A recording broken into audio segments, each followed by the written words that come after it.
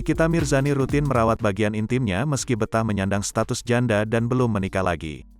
Nikita Mirzani bahkan lebih sering merawat bagian intimnya daripada melakukan treatment wajah dan menjaga kecantikannya.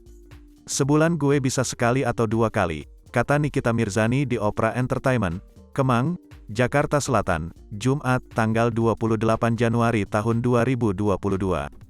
Janda 3 anak berusia 35 tahun itu selalu menyisihkan uangnya untuk merawat bagian intim. "Demi kesehatan tujuannya, bagian bawah harganya lebih mahal untuk dirawat," ucap Nikita Mirzani. Setiap merawat bagian intimnya, Nikita Mirzani merogoh koceknya sampai puluhan juta rupiah. "Sekali perawatan itu 25 juta rupiah, ujar Nikita Mirzani. "Ada yang dilaser supaya lebih kencang. Itu penting banget, apalagi kalau punya pasangan," kata Nikita Mirzani. "Gue nggak kalah sama perawan," ujar Nikita Mirzani. Walau betah menjanda, Nikita Mirzani mengaku tidak kesepian dan jomblo.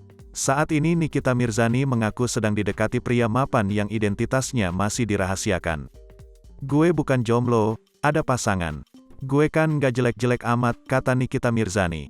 "Ada yang selebritas, ada yang pengusaha, banyak," lanjut Nikita Mirzani yang kapok punya pasangan jauh. "Orang Indonesia aja biar dekat," ujarnya.